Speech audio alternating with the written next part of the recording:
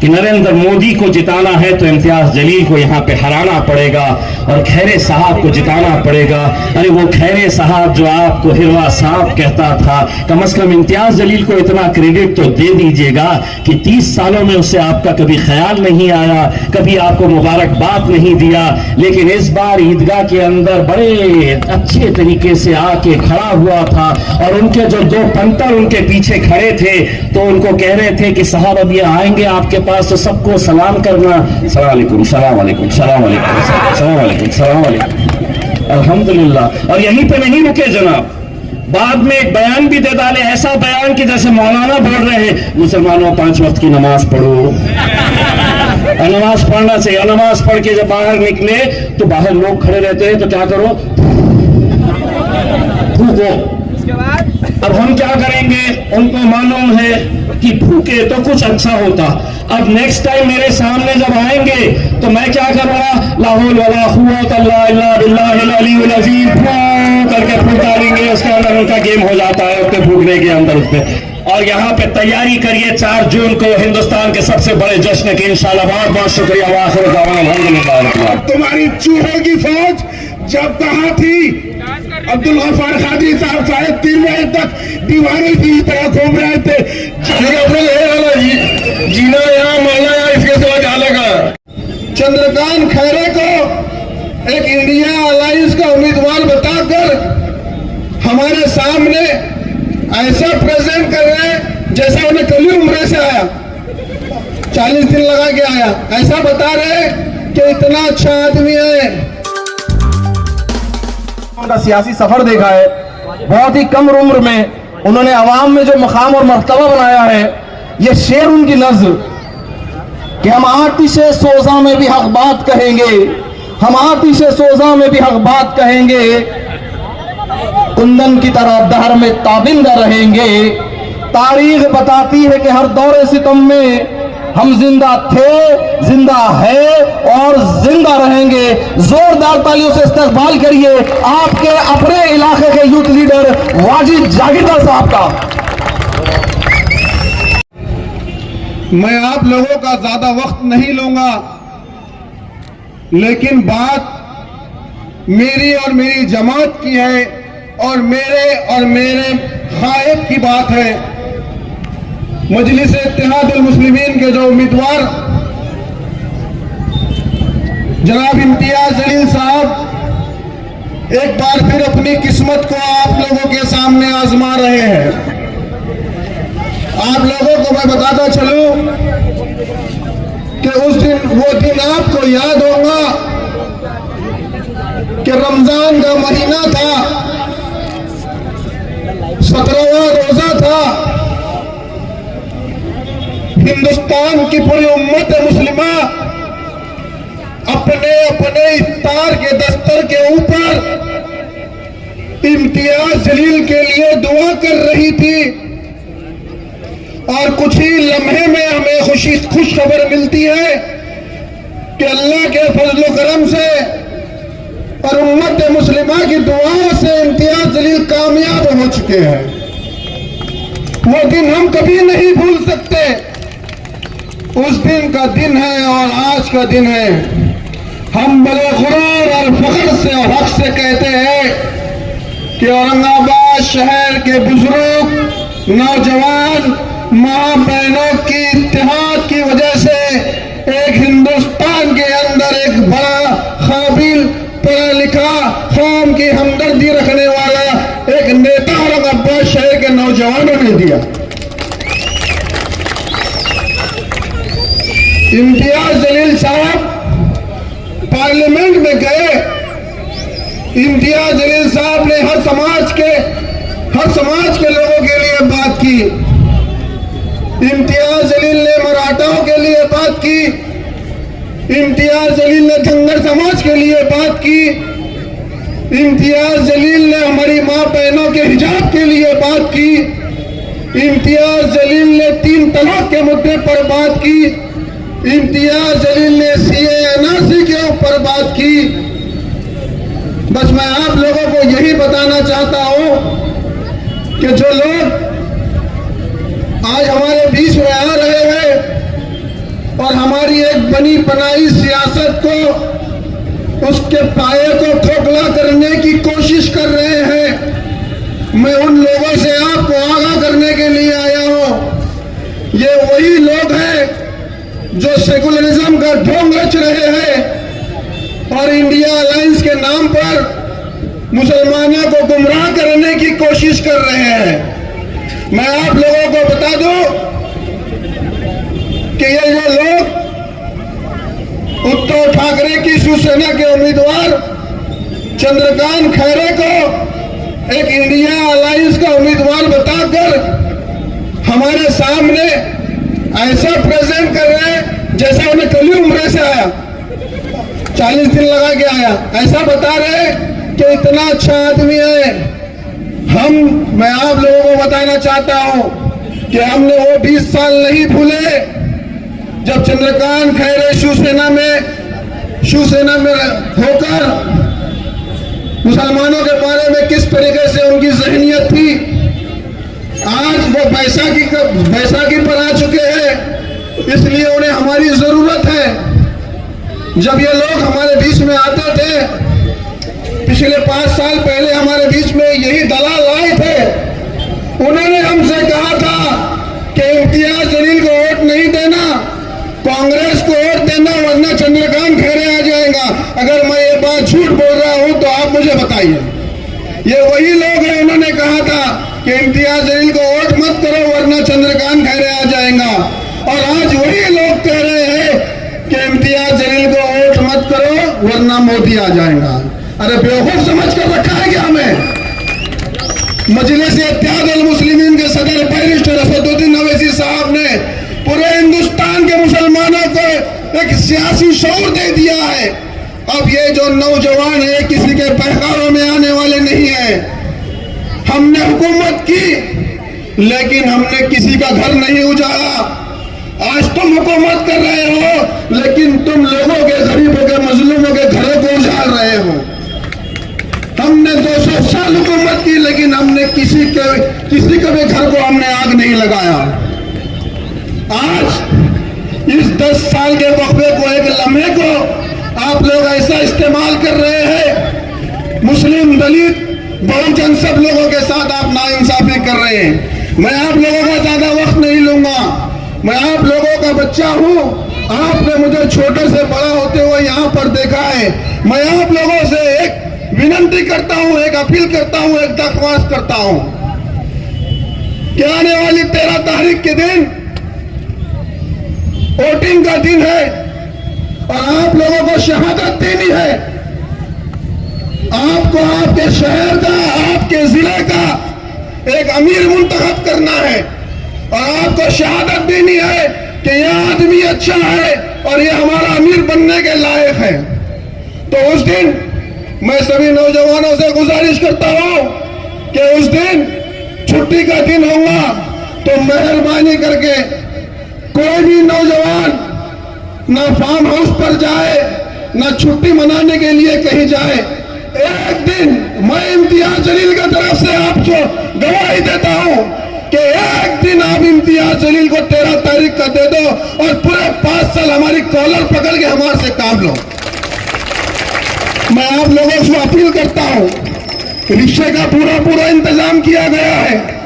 धूप को मद्देनजर रखते हुए छांव का भी इंतजाम किया गया है। आप लोग अपने वक्त को इधर उधर करके, जो भी नौजवान यहाँ पे, ये अपना मोहल्ला, मैं आप लोगों को बताऊं, इस मोहल्ले का नाम पूरे शहर में इस तरीके से लिया जाता है कि किराड़पुरा परिसर के अंदर लोग कहते हैं कि सबसे ज्यादा हाजी, सबसे ज्यादा उम्रा करने वाले लोग, सब गरीबों की मदद करने वाले लोग इस किराड़पुरा परिसर में रहते हैं। मैं आप लोगों से उम्मीद करता हूं, हम लोग फिलिस्तीन के मुसलमानों के लिए मस्जिदों में दुआएं कर रहे हैं। हमारी माँ बहनें घर में बैठकर रोजा रख रही है। ये जो इम्तियाज जलील हमारा अपना भाई है, हमारे अपने लिए पार्लियामेंट में आवाज उठाता है, क्या हम उसके लिए एक दिन नहीं दे सकते? इंशाअल्लाह देंगे क्या नहीं देंगे? भाई हाथ उठाकर बताओ। मैं आप लोगों का ज्यादा वक्त नहीं लूंगा, बहुत सारे मुखर्रिर यहाँ पर हैं। इलेक्शन के दिन आप लोगों की गली में मोहल्ले में रिक्शे आएंगे, जो जिम्मेदार है वो अपनी जिम्मेदारी का ख्याल रखे।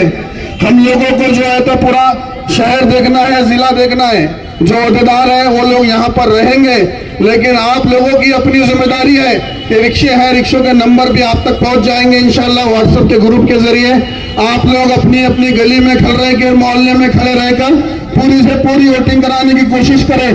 पूरे मुस्लिम एरिया से अपने आजाद चौक से लेकर छावनी तक मुझे लगता है कि इंशाल्लाह हम 90 से 100 तक जाएंगे इंशाल्लाह। जाएंगे क्या नहीं जाएंगे इंशाल्लाह? एक शेर कहूंगा और अपनी जगह लूंगा कि हंसने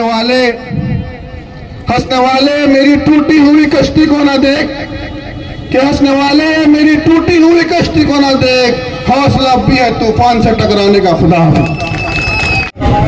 अस्सलाम वालेकुम। इस प्रोग्राम के ऑर्गेनाइजर इस महल्ले के नगर सेवक अली जनाब अयूब बेगेर साहब, हमारे बीच में नगर सेवक फिरोज खान और हजीब शाह साहब, रफीक चटा साहब, अजू पहलवान साहब और तमाम मजलिस इत्तेहादुल मुस्लिमीन के जिम्मेदार मंच के और मेरे बाहर के बुजुर्ग और दोस्तों भाई, ये इलेक्शन होने जा रहा है। आप सबको पता है कि इलेक्शन लोकसभा का है, पर बदकिस्मती हमारी ये है कि कुछ लोगों ने फॉर्म भरे लोकसभा का और इलेक्शन लड़ रहे गली का। उसकी वजह क्या है मैं बताता आपको। हमारे खासदार इम्तियाज जलील साहब ने 5 साल में खासदार बनने के बाद में बहुत सारे काम किए, और जो पिछले 30 साल से औरंगाबाद के ऊपर राज कर रहा था, उससे आज तक कोई पॉलिटिकल आदमी ने या कोई पॉलिटिकल जो लीडर खड़ा है उसने एक सवाल नहीं पूछा। और हमारे आपके खासदार 5 उन्होंने काम किए, हम उसको बताते, और उनके ऊपर पूरे लोग सिर्फ और सिर्फ आपको टारगेट कर रहे। इम्तियाज जलील अकेले एक आदमी नहीं है, इम्तियाज जलील ये आदमी है, इम्तियाज जलील वो बच्चा है, इम्तियाज जलील ये बच्चा है, इम्तियाज जलील पूरे औरंगाबाद का है, इम्तियाज जलील पूरे जिले का है, इम्तियाज जलील पूरे महाराष्ट्र का है। ये हमको सबको समझना चाहिए। ये क्यों कर रहे हैं? इम्तियाज जलील को बदनाम करने के लिए। हम बताते पूरे 30 साल में चंद्रकांत खैरे ने एक काम नहीं किया। बता देना ये लोगों ने कि चंद्रकांत खैरे ने ऐसा कौन सा काम किया कि ताकि हम उसको पूरे औरंगाबाद की आवाम वोट दे। हम तो भी कहते हैं कि हमारे खासदार ने 400 बेड का हॉस्पिटल बनना चालू है। हम कहते हैं नेहरू बांध जो टूट पूरा खराब था उसको बनाने का काम चालू है। हम कहते हैं आदर्श के लोगों को किसने अगर इंसाफ दिलाने का काम किया तो खासदार इम्तियाज जलील ने किया है। और ये लोग खासदार इम्तियाज जलील के बारे में बात करते क्यों? राजी अपने चंद्रकांत खैरे ने कम से कम 10 बार मुसलमानों को गालियां दिया पूरे 20 साल कि भाई मेरा मुसलमानों से कोई लेन देन नहीं है। आज मुसलमानों को गलिया में आ रहा और हमको बोला कि वोट दो करके। मुसलमानों के नाम से नफरत अगर किसी ने अगर यहाँ पे फैलाया होगा तो वो चंद्रकांत खैरे, वो फख्र से कहता कि भाई मैंने बाबरी मस्जिद तोड़ा, मैं बाबरी मस्जिद का गुनहगार है, तोड़ा। आप बताइए आपके पास में अगर कोई आदमी आएगा और उसको बोलेंगे चंद्रकांत खैरे को वोट देंगे तो आप बाबरी मस्जिद तोड़ने वाले को वोट देंगे क्या? देंगे क्या? ये हमारे आपको समझाना है और समझना है। हम ये बात करना चाहते कि खासदार इम्तियाज जलील ने जो बात की और जो काम करे ये मजलिस से इत्तेहादुल मुस्लिमीन ने करे। आज आपके सामने हमारा कार्यकाल 4 साल से 5 साल हो गया खत्म होने को, फिर भी हमारे जो आज काम चढ़े ये सिर्फ और सिर्फ खासदार इम्तियाज जलील साहब की वजह से चढ़ रहे, क्योंकि हम नुमाइंदगी कर रहे हैं, हम नुमाइंदगी का काम करते हैं। मेरे साथ में मेरे बोलने वाले साथी बहुत है। रब्बी शहली सदरी वयस्सिर ली अमरी वहलुल उक़दतम मिन लिसानी यफ़क़हू क़ौली। सदर नशीन पे जलवे अफरोज तमाम इज्जतमाब शख्सियत, सामान में मौजूद मेरे भाइयों मेरी बहनों अजीज बुजुर्गों उलमा इकराम अमायदीन शहर, अस्सलाम वालेकुम रहमतुल्लाहि व बरकातुहू। मुसलमानों संभल जाओ, संभल जाने का वक्त आया।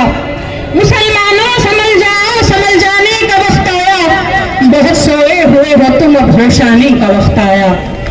जला डाली थी तुमने कश्तियां जो अंदेश के साहिल पर, मुसलमानों वही तारीख दोहराने का वक्त आया। जहां से 313 चले थे तुम मुसलमानों, जहां से 313 चले थे तुम मुसलमानों, उन नमाजी की राहों पर पलट आने का वक्त आया। आज सिर्फ और सिर्फ मुल्क में मुसलमानों की ही बात हो रही है। सियासी हवा हमारे ही नाम से गर्म हो रही है। आज मोदी जी कह रहे हैं कि मुसलमान ज्यादा बच्चे पैदा करते हैं। आज मोदी जी कहते हैं कि मंगलसूत्र छीन लिए जाएंगे। मैं मोदी जी से पूछती हूँ कि इस देश में गुजरात में यशोदा बैंक का सबसे पहले मंगलसूत्र किसने छीना था? आज हमारे हिजाब की बात होती है। मैं आप तमाम से ये अपील करूंगी कि आप हालत हाजरा का जायजा लें। ये देखें कि जब ट्रिपल तलाक बिल मंजूर हो रहा था तो कौन सी पार्टियों ने उसकी हिमायत की थी, और हम अपना वोट उनके खिलाफ देंगे इंशाअल्लाह ताला। हम सिर्फ और सिर्फ पतंग पर मोहर लगाएंगे, 7 नंबर का बटन दबाएंगे। पैगाम देती हूँ अमन और इत्तेहाद का, ऐसी हूँ मैं पतंग। पैगाम देती हूँ अमन और इत्तेहाद का, ऐसी हूँ मैं पतंग। गला मिलके जो गला काटे वो मांझा नहीं हूँ मैं। हमको सिर्फ और सिर्फ सैयद इम्तियाज जलील साहब को यहाँ से जीत के लाना है, और हमारी माँ बहनों के भाइयों के अपने बच्चों की स्कॉलरशिप जो छीन ली गई है उसके खिलाफ हमको वोट देना है। जिस देश की माँ बहनों को अभियान उठाकर ले जाए, जिस देश में कातिल गुंडों को अशराफ छुड़ा कर ले जाए, जिस देश की कोर्ट कचहरी में कानून टका पर लिखता हो, जिस देश का मुंशी काजी भी मुजरिम से पूछ के लिखता हो, जिस देश में जाके रखवाले जाने ले ले मजलूमों की, जिस देश के आदिल बहरे हो आहे न सुने मासूमों की, जिस देश के आदर्श बैंकों में हर रोज घोटाले होते हो, जिस देश के मासूम सिर्फ वादों पर टाले जाते हो, उस देश की हर एक महिला का सड़कों पर आना वाजिब है। उस देश के हर एक शहरी का संविधान बचाना वाजिब है। उस देश के हर एक औरंगाबाद के हर एक शहरी का 7 नंबर का बटन दबाना वाजिब है। जो असद साहब के कहने पर जनाब इम्तियाज जलील साहब के साथ आए और अपने इत्तेहाद का सबूत दिया, ये होता है मोमिन और हमारा भाई। मैं शारिक नक्शबंदी साहब से कहूंगा कि अज्जू पहलवान साहब का सत्कार करे, और आज जो मिसाल दी है अज्जू पहलवान साहब ने कि इत्तेहाद क्या होता है, इत्तेहाद जिंदगी होती है, इंतशार मौत होती है। मैं अज्जू पहलवान साहब से कहूंगा कि अपने ख्यालात का इजहार करें। अज्जू पहलवान साहब को सुने, बड़े मजे की बात करते हैं। अज्जू पहलवान साहब सुनिए।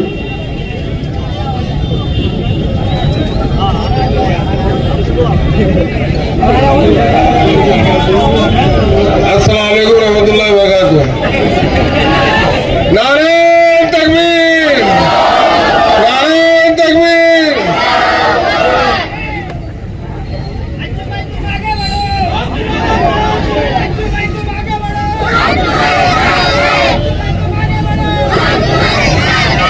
अभी इम्तियाज साहब को आगे बढ़ाने का अपने को बाद में, अपना 1 साल के बाद में टाइम आएगा, अभी अपना टाइम नहीं है।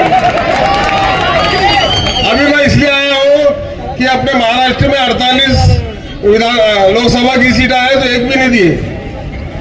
तो मैं भी आघाड़ी पार्टी में था, तो मैंने जब मुसलमान एक को नहीं दिया तो अपने भी रह के कोई फायदा नहीं होता। जहाँ खाओ में अपन भी उधर चल जाओ, क्योंकि कीड़े की 100 दिन की जिंदगी से 1 दिन की शेर की जिंदगी अच्छी है।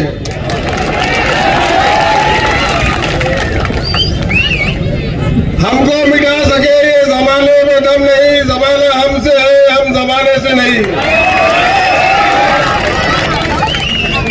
आने वाली 13 तारीख को लोकसभा का इलेक्शन होने जा रहे हैं, और आज का मौका देख के, आज के हालात देख के आगे के एक ना एक अपना एक हाथ तो हैदराबाद से जाते हैं, दूसरे यहाँ से अपना काम है लौट लाट के भैया कैसा भी कर गए इंशाल्लाह इस टाइम। क्योंकि अपनी मेजोरिटी बजाने का ये एक टाइम है। अपने ना इत्तेफाक हो अपने आपस में, उसको जैसा मैंने बाजू लगा वैसा आप भी बाजू रख दो, मेरा बोलने का मतलब है। इंसान गलती का पुतला है, अपन कोई फरिश्ते नहीं है। फरिश्तों से गलती नहीं होती, इंसान से गलती होती। और मेरा बोलने का मतलब आप 13 तारीख को अपन इतिहाद बताओ, जमात है MIM मजलिस इत्तेहाद मुस्लिमीन पार्टी, क्यों मुंह पे जल्दी नहीं आ रहा था, मैं 1 साल से बाहर था जरा, ये 4 साल से, क्योंकि मैंने पहले आपस में काम करा, पहले इससे चुन के आया, अपोजिशन भी से बना और अपोज भी इससे लड़ना था, हमने पार्टी से खिलाफ काम करा था, हमने आपको गिरा दिया, मेरा कैसे गिरा, मैं बोला खासदार की सीट थोड़े बहुत ऊपर से आगे तो हम मेरे ऊपर आ जाएंगी पूरी, क्योंकि अपने को यही रहना जीना यहाँ मरना यहाँ, इसके सिवा जाने का।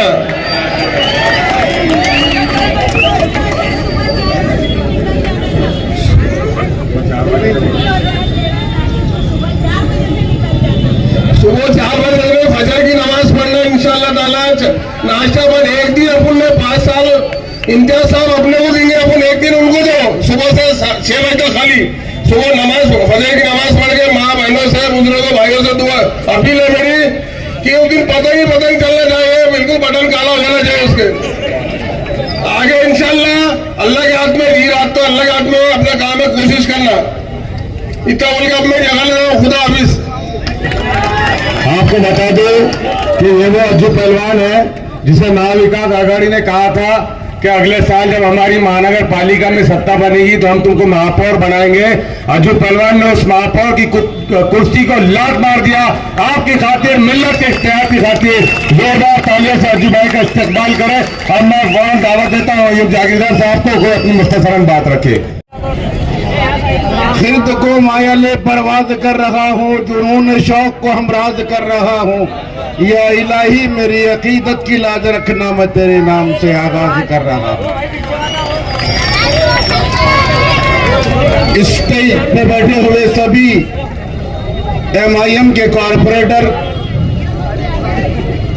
स्टेज पे बैठे हुए हमारे सभी लेडीज, स्टेज पे बैठे हुए सभी मुहब्बान मजलिस और मिल्लत इस्लामिया का तरखिशा मुस्तकबिल मेरे नौजवान साथियों, काबिल ताज़ीम बुजुर्गों, और जहाँ तक मेरी आवाज जा रही है मेरी पर्दा नशीन माँ बहनों, अस्सलाम वालेकुम। अल्हम्दुलिल्लाह, अल्लाह रब्बुल इज्जत का बड़ा करम और एहसान अजीम है कि आने वाली 13 तारीख को आपको एक अहम फैसला करना है। 13 मई को आपको एक अहम फैसला करना है। मेरे कायद MP इम्तियाज जलील साहब को एक मर्तबा और चुनकर देना है। वो इम्तियाज जलील साहब जिनके बारे में लोग कहते हैं कि इन्होंने काम नहीं किए, मैं मुख्तसर इनका आपको काम गिरा कर बताना चाहता हूं कि डॉक्टर बाबा साहब अम्बेडकर यूनिवर्सिटी के लिए 100 करोड़ रुपए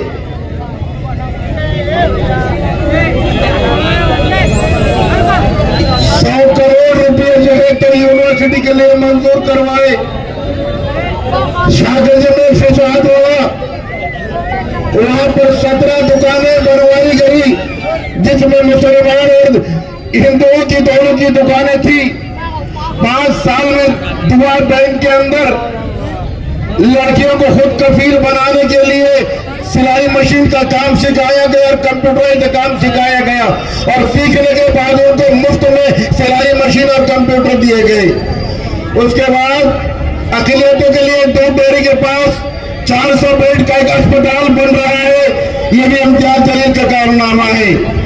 दूसरी बात, जामे मस्जिद के सामने नौजवानों के लिए वर्जिश जिम लगवाया, ये इम्तियाज जलील साहब के लिए है। तो इम्तियाज जलील साहब के लिए मैं शेर से उनकी मुखातिब करूंगा कि मिठास, खुशबू, कशिश, रस हर एक बयान में है। मिठास, खुशबू, कशिश, रस हर एक बयान में है। अजीब करिश्मा इम्तियाज जलील तेरे बयान में है।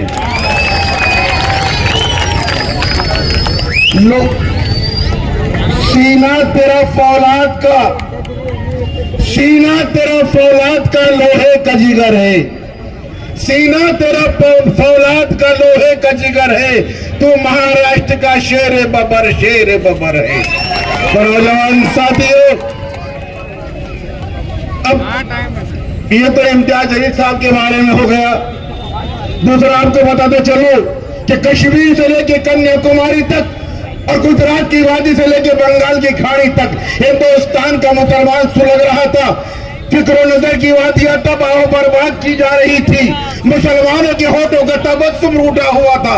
ऐसे पुराशिफ दौर में हैदराबाद की सरजमीन से एक मर्द मुजाहिद उठता है जिसका नाम असदुद्दीन अवैसी है और हिंदुस्तान के मुसलमानों को ये पैगाम देता है कि मुसलमानों मुत्तहिद हो जाओ, मुसलमानों मुत्तहिद हो जाओ, एक सीता पिलाई हुई दीवार की तरह। मुत्तहिद होगे तो मोमिन पुकारे जाओगे, मुंतशर रहकर यहाँ किश्तों में मारे जाओगे। दुनिया की क्या हस्ती है, हम अर्श हिला देंगे और तकबीर का एक नारा जब मिल के लगा देंगे। तो नौजवान साथियों, वो असदुद्दीन अवैसी जब पार्लियामेंट में बोलता है तो अच्छों की बोलती को बंद कर देता है। वो असदुद्दीन अवैसी जब हर जगह पर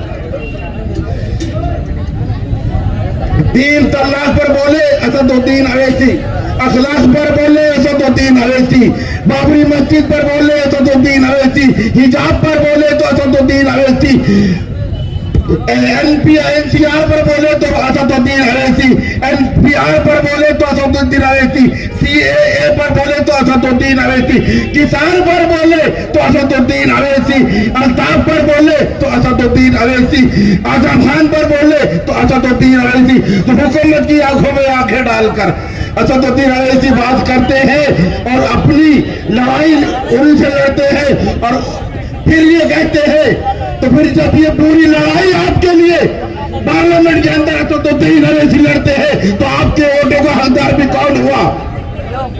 असदुद्दीन अवैसी हुआ कि नहीं हुआ? तो फिर आने वाली 13 तारीख को असदुद्दीन अवैसी के उम्मीदवार इम्तियाज जलील साहब को भारी अक्सरियत से कामयाब कीजिए।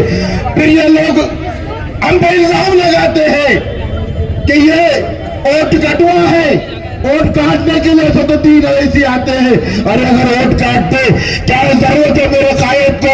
दुनिया का ऐशो आराम उनके पास है, गाड़ी और बंगला है, हर चीज उनके पास है, लेकिन इस मिल्लत को जिल्लत से निकालने के लिए दर दर की ठोकरें खाता फिरता है। कभी तो महाराष्ट्र को आता है, कभी गुजरात को जाता है, कभी उत्तर प्रदेश को जाता है, कभी बिहार को जाता है।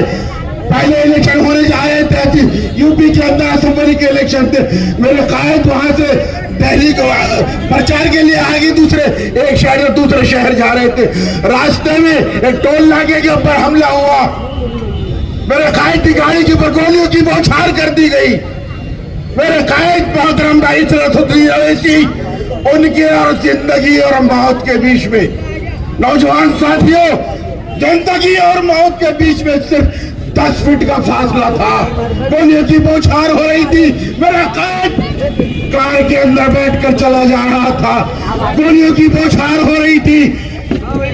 अल्लाह ने मेरे कायद को बचाया, कोई गोली उसका कुछ नहीं बिगाड़ सकी। वहां पर आने के बाद मीडिया के लोगों ने घेर लिया, क्या असदुद्दीन अवैसी तुमको अपनी जान की परवाह नहीं? असदुद्दीन अवैसी ने कहा, हाँ मुझे अपनी जान की परवाह है, गवर्नमेंट कह रही हम तुम्हें सिक्योरिटी देना चाहते हैं। उन्होंने कहा कि सिक्योरिटी की जरूरत नहीं, मैं खुद अपनी, मेरा हिफाजत मेरा अल्लाह करने वाला है।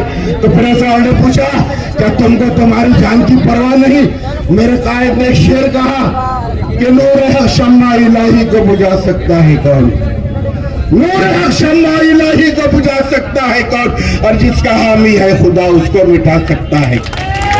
नौजवान साथियों, लोग कहते हैं कि इम्तियाज जलील, डॉक्टर अब्दुल गफ्फार कादरी, इन्होंने क्या किया?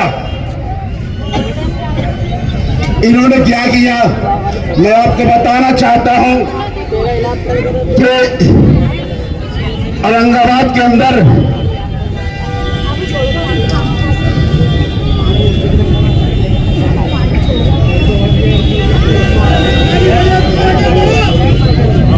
अब बहुत जल्दी आपके बीच में इम्तियाज जलील साहब आने वाले हैं।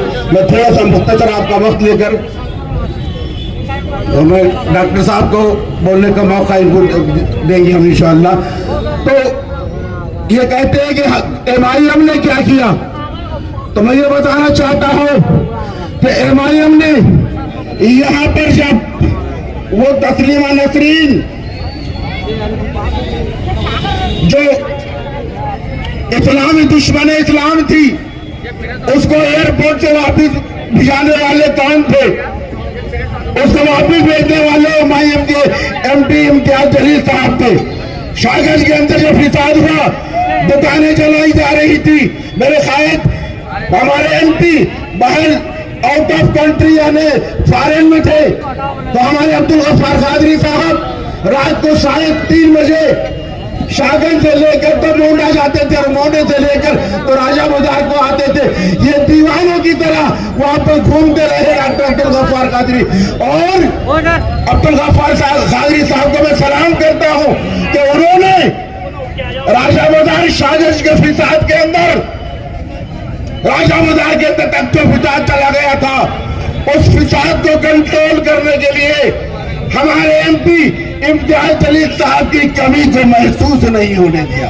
अब्दुल गफ्फार कादरी साहब ने एमपी साहब की कमी को महसूस नहीं होने दिया। रात को 3:30 बजे तक दीवानों की तरह वहां पर घूमते रहे। तो मैं पूछना चाहता हूं आज अफसर खान से, वंचित बहुजन आघाड़ी के उम्मीदवार से, वो कहते हैं कि तुमने क्या किया जब यहाँ पर तस्लीमा नसरीन को यहाँ से हकारा गया। तुम अफसर खान और तुम्हारी चूहे की फौज जब कहाँ थी? अब्दुल गफ्फार कादरी साहब 3:30 बजे तक दीवारों की तरह घूम रहे थे। जब तुम्हारी चूहे और तुम ये फौज कहाँ थी? जब कोई नहीं आया। राम मंदिर के अंदर यहाँ पर जो कुछ हुआ, छोटा मोटा हादसा था, ये जो है तो इसके अंदर यहाँ पर रात भर जो है तो इम्तियाज जलील साहब यहाँ रुके रहे। पूछना चाहता हूं मैं तुमसे अफसर खान कि तुम और तुम्हारी चूहों की जो फौज तुम लेकर घूम रहे हो वो कहाँ थी? कोई नहीं आया। अरे धरातल मामला क्या हुआ? 60, 70, 80 बच्चे अंदर हुए। तुमने ये कहा कि ये बच्चे मैंने छुड़ाया है। गलत कर रहे हो तुम गलत बात कर रहे हो। ये आधे बच्चे हमारे हाजी साहब और एमआईएम के जियाले नौजवान कानपुर ने छुड़ाए और आधे तुमने छुड़ाए। और तुमने कोई एहसान नहीं किया।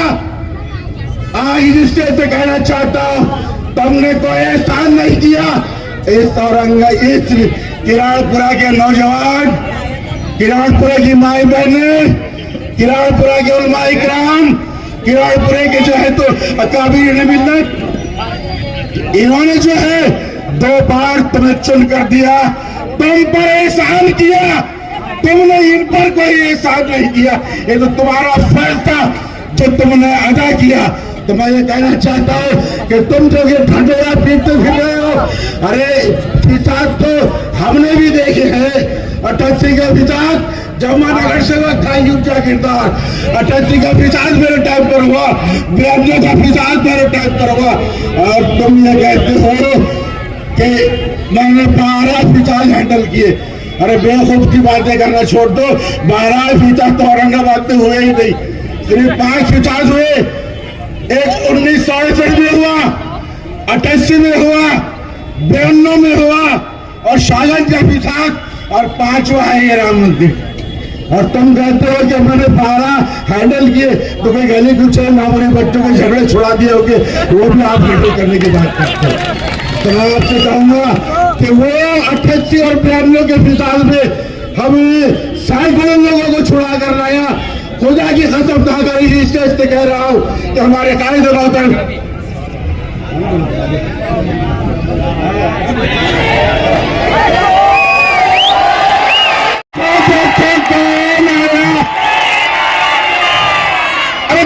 देखो कौन आया।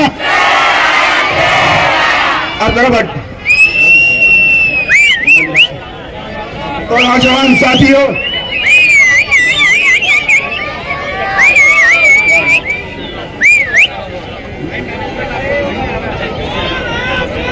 अब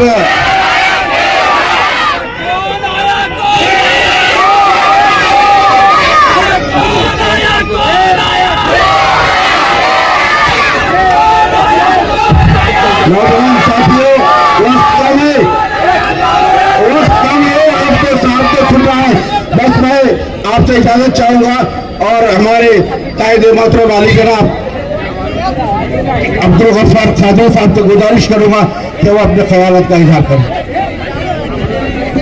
स्टेज पर तशरीफ फरमा मजलिस इत्तेहाद मुस्लिमीन के एमपी एक मिनट बेटा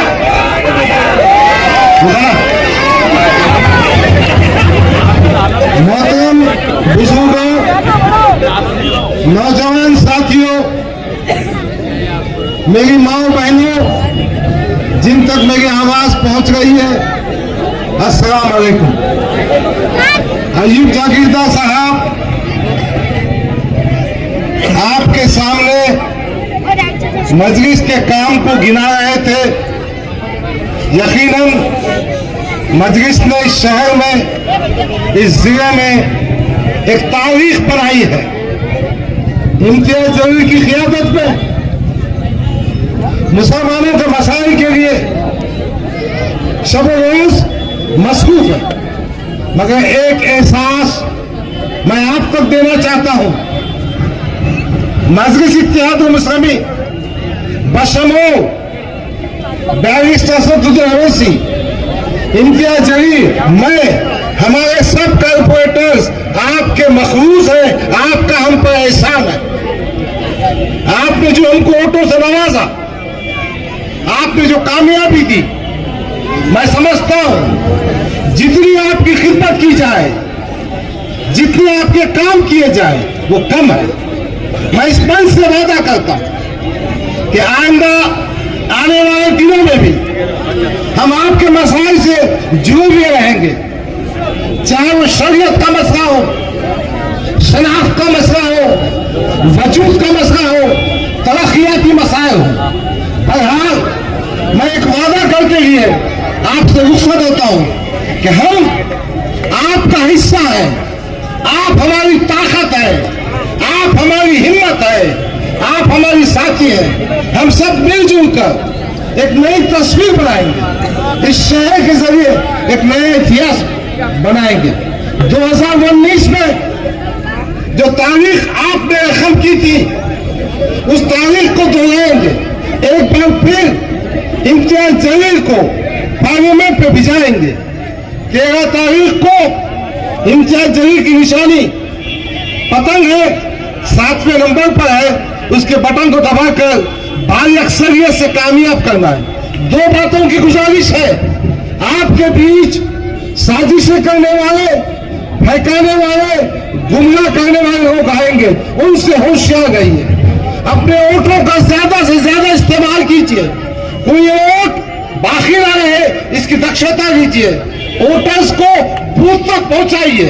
ये आपकी जिम्मेदारी है, ये जिम्मेदारी मेरी है, हम सब की है। शुक्रिया। मैं बैठे बैठे ये मंजर देख रहा था और सोच रहा था कि अगर इलेक्शन से पहले ये हाल है तो 4 जून को इस सड़क के ऊपर कैसा मंजर रहेगा।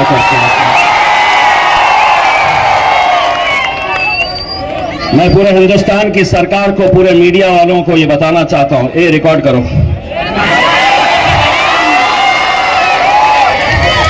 तुम जितनी ताकत लगा सकते हैं उतनी ताकत लगा लो।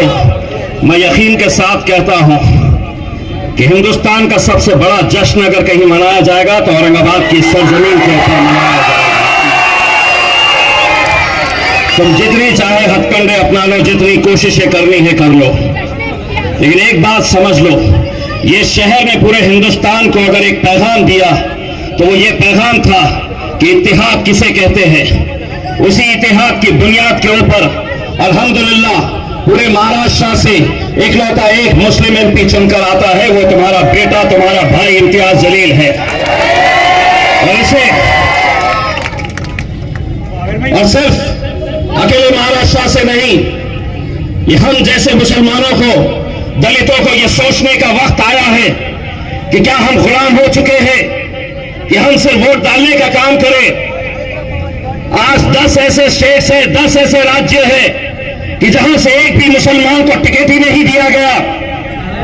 आज की हालत, मध्य प्रदेश के अंदर एक भी आपका एमपी नहीं, राजस्थान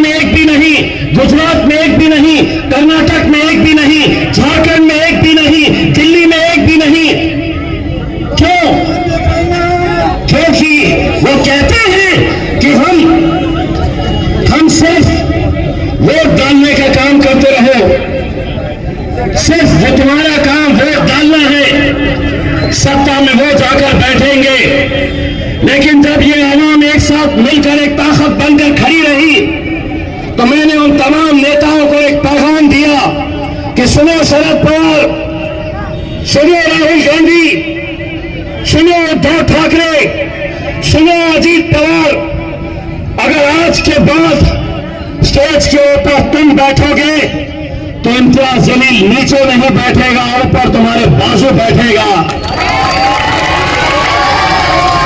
मैं कोई गुलामों की राजनीति नहीं करता हूं। आज मेरे नाम से कहते हैं कि नरेंद्र मोदी को कमजोर करना है, नरेंद्र मोदी के सीटों को कम करना है, तो इम्तियाज जलील को यहां पे वोट मत दो, चंद्रकांत खैरे को दो। ये कहां से ऐसे लोग आ जाते हैं? इनके दिमाग का इस्तेमाल भूसा भरा है, इनके अंदर गुलामी की आदत हो चुकी है। महाराष्ट्र के अंदर 48 सीटें हैं, सारी ताकत उस एक सीट के ऊपर लगाओगे जहां पर तुम्हारा अपना एक भाई लोकसभा के अंदर नुमाइंदगी कर रहा है।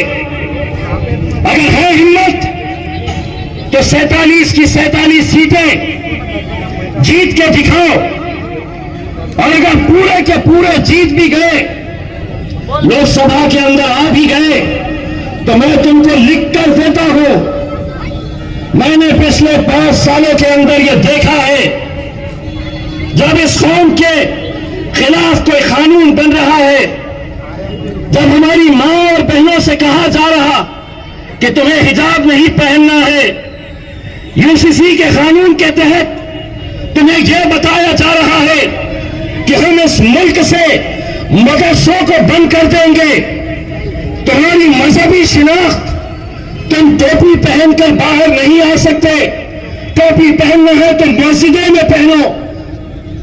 यह कानून जब लाया जाएगा तो 47 के 47 गूंगे, मुक्के और बहरे बनकर बैठे रहेंगे। अगर वहां पर कोई नरेंद्र मोदी और भारतीय जनता पार्टी की आंख में आंख डालकर अगर कोई सवाल करेगा तो ये मेरा ख्याल बैरिस्टर असदुद्दीन अवैसी और इम्तियाज जलील करेगा।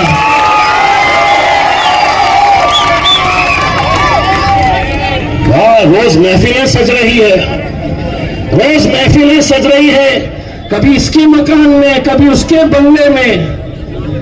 नहीं, मोदी को कमजोर करना है। ए सुनो, हमें कोई 10, 20, 25, 50 एमपीज की बात नहीं कर रहे हैं।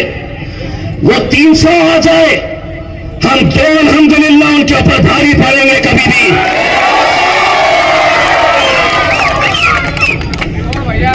और किसके बारे में कह रहे हैं? और किसके बारे में कह रहे हैं? ओ भाईजान, पूरी ताकत 13 तारीख के दिन दिखा मेरे भाई, पूरा जोश 13 तारीख के दिन दिखा दे। 13 तारीख के दिन निकल और देखो, एक का मौका मिला तो 4 ठोक डाल उसमें।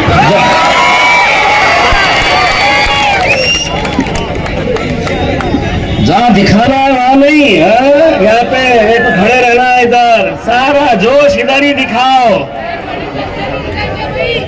एक बात सुन ले, सवाल ये पैदा होता है कि आज जो महफिलें सज रही है, आपको ये वरगलाने की, आपको ये बताने के लिए आ रहे होंगे, आपके भी महफिलों में, शादियों में पकड़ रहे होंगे, चबूतरे पर बैठ रहे होंगे, आके आपको होटलों के अंदर समझा रहे होंगे कि 2019 के अंदर इम्तियाज जीत गया, अब नहीं जीतता। पूरा दिमाग लगा के तुमको समझाने की कोशिश कर रहे होंगे। ये कौन है मालूम? 2019 में यही चंडाल चौकड़ी घूमती थी शहर। 2019 में जब इम्तियाज जलील 28 दिन पहले पूना से आया यहां पर और कहा कि मैं आमदारकी का इलेक्शन लड़ूंगा, तो मुझे देखकर हंसते थे, तुमको कौन पहचानता है? कैसे जीतोगे? मैंने कहा अगर इम्तियाज जलील खड़ा है और उसकी नीयत अगर साफ रही तो अल्लाह उसके लिए रास्ते बनाएगा। और अल्हम्दुलिल्लाह जीत गया। 5 साल धंधे बंद सबके, खादी के कपड़े लपेट के अलमारी में डाल दिए। जैसे इम्तियाज जलील 2019 के अंदर बोला कि अब मैं MP बनूंगा, फिर कपड़े निकाल लिए खादी के, फिर मार्केट में निकल गए। कैसे आता? बताओ कैसे आता? कागज की चिट्ठी, छोटी डायरी, पेन लेके जहां मिल रहा वहां पे निकाल रहे। देखो मराठा इतने, दलित इतने, OBC इतने, मुसलमान इतने, मुसलमानों का वोटिंग परसेंटेज होगा देखो 50% है ना भैया, 50 ना, ये 55 भी हो गया। कैसे आता? और उस वक्त मैं ये कहता था कि नादानो, तुम्हारा ईमान इतना कमजोर है कि तुम मेरा हिसाब जमीन पर निकाल रहे, लेकिन मेरा हिसाब तो मेरा रब वहां पर कर रहा है, मेरे भाई वहां पर कर रहा है। और आज फिर आ गए, पूरा घूम रहे। ये एक अलग गैंग यहां पे घूम रही है, दूसरी कहां घूम रही मालूम क्या? एक बंदा पूरे शहर में घूम रहा है झोली फैलाते हुए, दे दे दे दे दे दे दे दे दे दे दे दे दे दे। मेरे को फिक्र उसकी इस बात के लिए होने लगी, और इसमें से कोई जान पहचान का है तो मेरी तरफ से एक मशवरा दे दो। इतना जोश में झोली उठा रहा है कि कहीं उसके नारे को खतरा ना हो जाए, तो बेल्ट वेल्ट बांध के निकल मेरे राजा। ये कहां से आ रहे हैं ये लोग मेरे शहर में, मुझे समझ में नहीं आ रहा। अच्छा एक बात सुन ले, MP का लड़ने का इख्तियार सबको है साहब, हर आम आदमी भी लड़ सकता है, जमहूरियत है, कोई भी लड़ सकता है। सिर्फ एक कंडीशन है मेरी, यहां पे किरारपुरे के अंदर आना, यहां पर मैं एक है तो ऐसा बोर्ड लगाऊंगा, उसके ऊपर सिर्फ अंग्रेजी में लिख के बताना, मेंबर ऑफ पार्लियामेंट। अबे पार्लियामेंट बोले तो वो कानून जहां पे बनते हैं, इन नौजवानों के कानून, हमारी माओ और बहनों के कानून, हमारे आज शरीयत के कानून भी वहां पर बन रहे हैं। हर कानून वहां पर बनता है। और एक बात ये भी बता दो, EVM की जो मशीन होती है उसमें जितने वोट पड़ते हैं उतने ही रहते हैं, तुम बढ़ा नहीं सकते। मतलब EVM मशीन में भाई साहब को अगर 20 मिले तो बाहर आके खड़े हो जाएंगे, 20 का 40, 20 का 40, 20 का 40 करके। पुरानी आदत, अम्बासरा, अंजलि बोलेंगे बढ़ा देता, 20 का 40 कर देता। भाई जितना है देखिए, आप लड़िए साहब, लेकिन क्यों आप अच्छी तरह से जानते हैं कि आपको क्यों खड़ा किया गया है, किसने खड़ा किया है। सिर्फ और सिर्फ मुसलमानों की, दलितों की, पिछड़ों की आवाज उसको यहां से खत्म करने के लिए। गंगे मुक्के और बहरे होते तो शायद नजरअंदाज कर देते, लेकिन तकलीफ इसी बात की है कि असदुद्दीन अवैसी एक अकेला था। लोग कहते थे कि अकेला रहेगा, लेकिन अल्हम्दुलिल्लाह इस इत्तेहाद की बदौलत आज असदुद्दीन अवैसी अकेला नहीं है, उनका भाई इम्तियाज जलील भी वहां पर जाकर बैठता है। बस तकलीफ इसी बात की सवा रही है। एक के दो आ गए, दूसरा वाला भी बहुत बोलता है, इतना बोलता है। पहले दिन जब गया पार्लियामेंट के अंदर तो नरेंद्र मोदी ने अमित शाह को फोन करके पूछा, अरे सामा कितने आदमी है रे सरकार? वो 2 आए हैं, लेकिन अपन 300 पे भारी है। मेरे भाई, ये इलेक्शन कोई आम इलेक्शन नहीं है। ये इलेक्शन एक ऐसा इलेक्शन है जो हमारा मुस्तकबिल तय करने वाला है। आपको मैं डरा नहीं रहा हूं, लेकिन ऐसे ऐसे कानून बनाए जाने वाले हैं, ऐसे कानून लाए जाने वाले हैं कि जिससे हमारी आने वाली नस्ल हमारी माएं और बहनें हमारे मदरसे रहेंगे नहीं रहेंगे, हमें किस तरह की तालीम, हमारे स्कूलों के अंदर तुम्हें क्या पढ़ाया जाएगा, ये सब बातों के फैसले वहां पर होने वाले हैं। दोस्तों, एक बात मैं और कहना चाहता हूं, और आज ये महफिल देखकर मैं जरूरी समझता हूं कि इम्तियाज जलील ने इनके बारे में ऐसा कहा, उनके बारे में ऐसा कहा, तो सुनिए। हिकमतन आज जिस दौर के अंदर हम जी रहे हैं, जो हालात है, पुणे के करीब सतारा जिले का एक छोटा सा गांव, 31 साल का एक सॉफ्टवेयर इंजीनियर नूरुल हसन नाम का एक लड़का व्हाट्सएप के ऊपर एक स्टेटस रखता है। वो स्टेटस के खिलाफ, स्टेटस किस बात का, कौन सा स्टेटस? तो औरंगजेब रहमतुल्लाह का स्टेटमेंट रखता है वो। नतीजा क्या होता है? सतारा के उस छोटे से गांव में बजरंग दल, विश्व हिंदू परिषद, शिवसेना के लोग उस गांव के ऊपर हमला करते हैं, जहां पर यह सितंबर 2023 की बात कर रहा हूं। उस गांव के ऊपर हमला करते हैं, पुशे सावली नाम का गांव, उस गांव के ऊपर हमला करते हैं। मिसबाह नूरुल हसन नाम का यह लड़का 7 महीने कि उसकी बीवी प्रेग्नेंट, खाना निकाली रात का, शौहर से कही कि खाना खा लो। नूरुल हुसैन कहता है कि मैं ईशा की नमाज पढ़ के आऊंगा फिर खाऊंगा।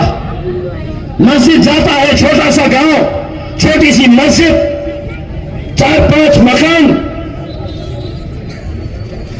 मस्जिद में जब जाता है, नूरुल हुसैन ने कोई स्टेटस नहीं रखा था, किसी और बच्चे ने रखा था, लेकिन हमला किए। जब गांव के अंदर कुछ गाड़ियों को जलाए, किसी ने कहा कि मस्जिद में अब ईशा की अजान वक्त हो रहा है, तो उस मस्जिद के अंदर हमला किया गया।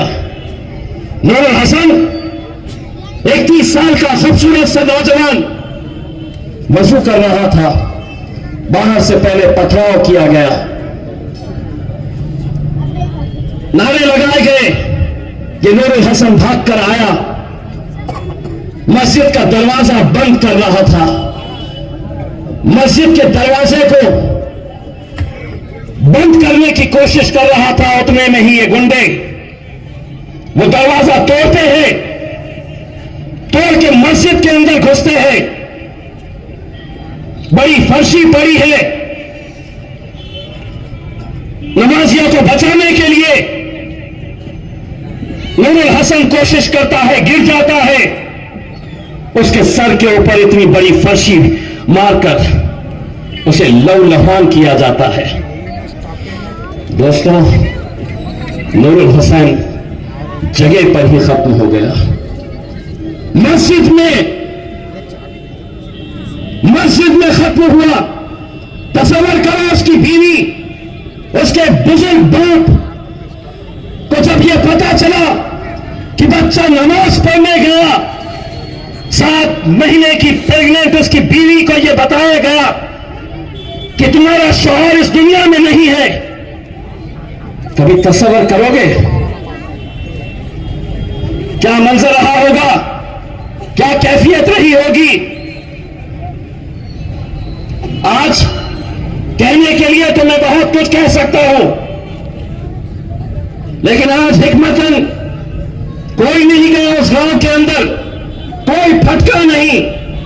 ये जो यहां पे बड़े बड़े भाषण कर रहे, कोई फटका नहीं। इम्तियाज जलील के पास यह होता था मेंबर ऑफ पार्लियामेंट का, वहां के एसपी को फोन करके बताया, जब मुझे ये खबर मिली कि ये हत्यारों को छोड़ने की कोशिश की जा रही, इम्तियाज जलील तुम्हारी दुआओं की बदौलत जो बना है, वहां के एसपी को कहता है कि अगर 3 दिन के अंदर अगर ये पूरे आरोपी अरेस्ट नहीं हुए तो इम्तियाज जलील सतारा के अंदर आकर बैठेगा। 2 दिन के अंदर पूरे आरोपियों को गिरफ्तार किया गया। दोस्तों, सुनो, घड़ी मेरी चलेगी, मैं एमपी हूं। तुम्हारी घड़ी 5 मिनट आगे चल रही है, मैं 5 मिनट पीछे हूं। मेंबर ऑफ पार्लियामेंट हो ना, खासदार हो ना, मेरी घड़ी बराबर, मेरा वक्त बराबर चल रहा है। जिसका वक्त खराब चल रहा है वो देख ले अपना वक्त कैसा जाने वाला है। अपना वक्त तो अल्हम्दुलिल्लाह। मेरा सिर्फ इतना कहना है मेरे भाइयों, बहुत सारी ऐसी बातें इन 10 सालों के अंदर मैंने देखा है, मैंने महसूस किया है। भड़काने के लिए, नौजवान बच्चों के जज्बात को खेलने के लिए, किरारपुरे का वो दंगल आज भी मुझे याद है। उस वक्त भी मैंने इस मुल्क के वजीर आजम को एक पत्र लिखा था, अमित शाह को एक लेटर लिखा था, महाराष्ट्र के मुख्यमंत्री को एक लेटर लिखा था और ये कहा था कि ये जो यहां पर दंगा हुआ है उसमें मेरा किरारपुरे का कोई नौजवान शामिल नहीं है। और अगर तुम्हें साबित करना है तो तुम एक इंक्वायरी लगाओ, एक हाई लेवल इंक्वायरी लगाओ। मैं तुम्हें बताऊंगा कि कौन लोग थे, कौन लोगों ने यह हरकत की है। किसी का जवाब नहीं। प्रधानमंत्री नरेंद्र मोदी साहब का एक दिन जवाब आया मेरे लेटर के ऊपर। मैंने कहा कि चलो, खुशी की बात है कि इंक्वायरी होगी। पत्र में क्या लिखा था? आदरणीय इम्तियाज जलील जी, आपका पत्र मिला, धन्यवाद।